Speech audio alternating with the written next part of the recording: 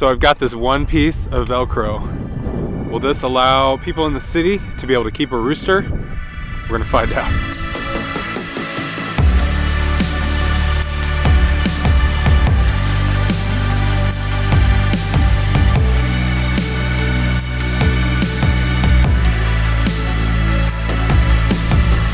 Good morning, guys. It is really cold. We've had a weekend of like single-digit weather. Right now it's in the teens, but it sure feels like it's about 0 because of how windy it is. So I can't spend a whole lot of time out here. But I need to check in here. Last night we moved Tin Man over here. It was Sunday, and I had to get him out of the coop. He was stuck in a corner, and the other rooster, our black copper Moran, who's named Copper, I know we're awesome with picking our own names, he was beating him up, and so he went to hide in the corner. Tin Man has been our longtime head rooster, and he's been demoted from that area. So I need to come in here and see if he's doing okay. The silky rooster was picking on him a little bit, and so I gotta make sure he's doing all right. Aw, poor buddy. He's had a lot of blood on him. Looks like he's doing all right today, that it's all drying up, but he had a lot of blood in his eyes. His comb was bleeding over. I took him inside and washed off his comb to clean it up and brought him back out here. Immediately when I put him in here, silky rooster started to pick on him.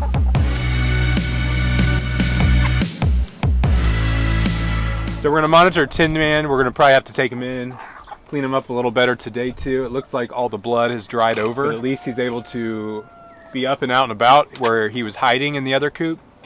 So that's good. On an unrelated note, yet still dealing with our roosters, we actually got these little pieces of Velcro in, which cost me 10 bucks. It seems like I could just buy some Velcro and just do this myself. I thought this would be a good experiment. One, to see if it was cruel to use, and then also if it's something that could work for some people that normally can't have a rooster.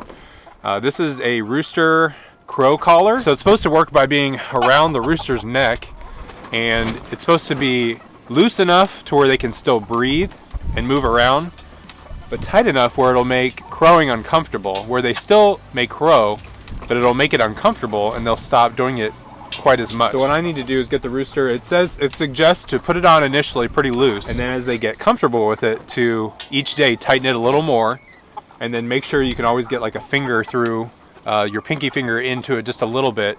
And so it's supposed to fit like a belt, but it's supposed to be snug enough where it makes crowing uncomfortable. So let me get the silky rooster here, because he's our problem crower, which out here there's not really a problem. We don't really care about the crowing. But I was curious if this would help some of you guys at home to keep roosters. But I've heard this guy crowing at 1 a.m., 3 a.m. So I want to put this on him and at least get the process started, see if it starts to help at all.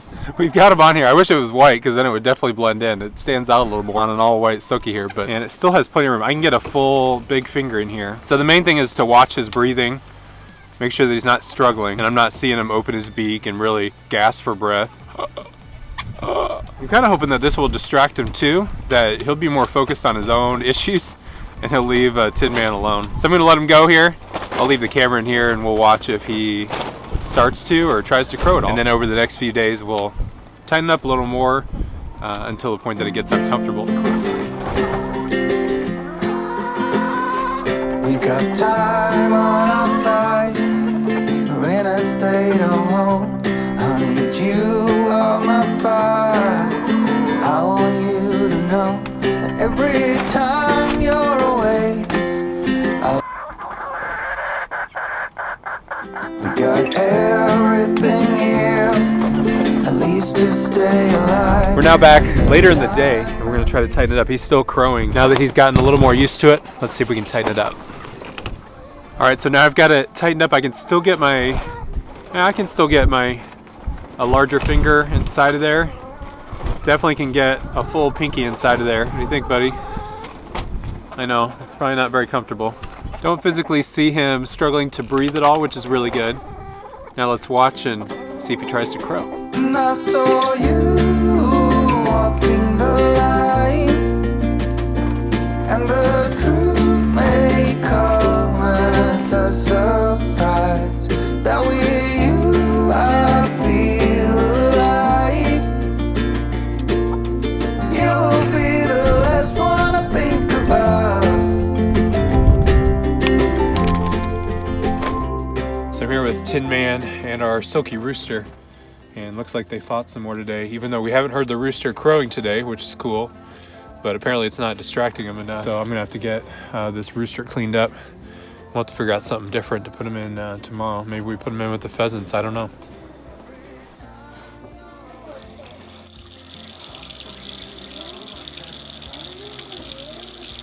Can we try putting them in with the pheasants? I think they'd be all right, and they're pretty fast themselves. I think they'd get away from them. All right, so we're gonna try them in with the pheasants tonight. They don't have any company. I think he'll be okay in there. They seem to be pretty fast and able to fly, so I don't think there's anything he would be able to do to them that they couldn't get away from, and I think he would just rather be left in peace anyways. I'd give him accessibility to food and water and not have to worry about being beat up by a rooster. I think that's our best option. Let's try that tonight. All right, I'll come check on these guys first thing in the morning, make sure they're all getting along all right. He'll get some heat in here with the heat lamp, and they'll get another friend. They'll get used to one of our chickens. Well, good morning, guys. I'm running out here real quick to do the chores, but I want to check on, we're going to check here on our Tin Man and our pheasants to make sure they're getting along all right.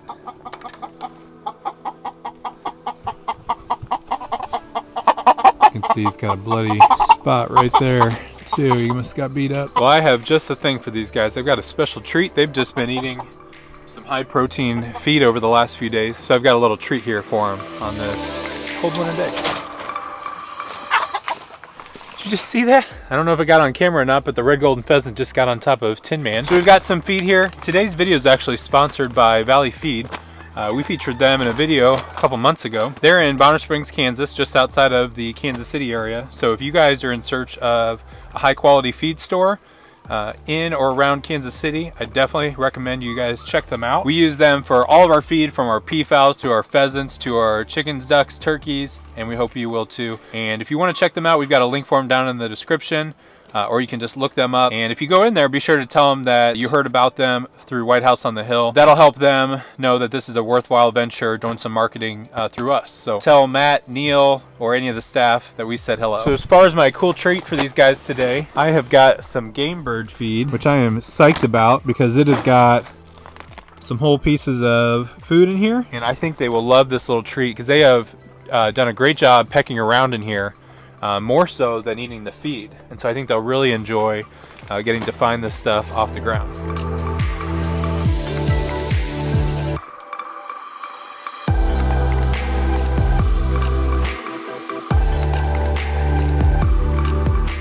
Oh, hey, we need to talk about names. So you guys helped us name these birds in a community post, and we're gonna do a little bit of combination. Some of you guys said we should stick to what our boys have been calling them, which is Fire. So we're gonna let Eli and Uriah's pick of Fire be our male pheasant's name. And then you guys pick the top combination of names beyond that to be Ember and Aspen. And I think the Ember part goes really well with the Fire. So we'll have Fire for the boy and Ember for the girl. So thank you guys for nominating and voting on those names. That was a lot of fun.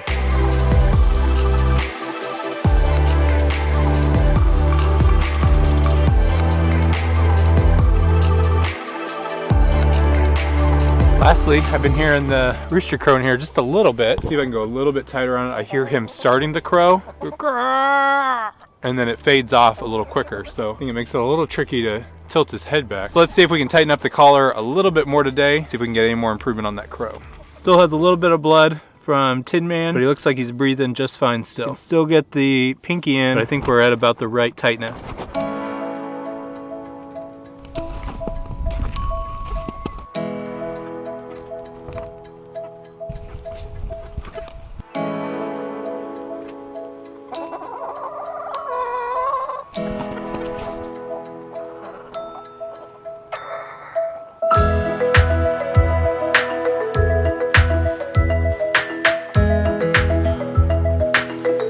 I think I've heard him crow a couple times throughout the day, but it's certainly diminished from what it was. And if you look at the collar on here, we've tightened it up a few times throughout the day. Still not real tight. I could stick my finger in between. So it's not hurting him or anything. So I think this rooster no crow collar definitely has potential to work. It's definitely diminished the amount of crowing he's doing. And I've got to look back through the video to see really what the effect was on him, because I haven't seen him crow in person. So I wanted to see if it causes him to keep from being able to put his neck back. I think I would recommend it. I'm not totally sold on it yet if it really works, but it's definitely a cheap option if you want to try it, if you want to try to have roosters in the city. And we'll have an Amazon affiliate link down in the description if you want to check that out. Do you have a name? We don't have a name. Snowball? Is that one already used? You want to call him Snowball? Sure. Okay. We're calling the male Snowball. This guy's Snowball from now on. And we also want to announce the winners of our 100,000 subscriber giveaway. Thank you so much, guys, for following our social media, for following our YouTube channel, and for following along with Brinzy.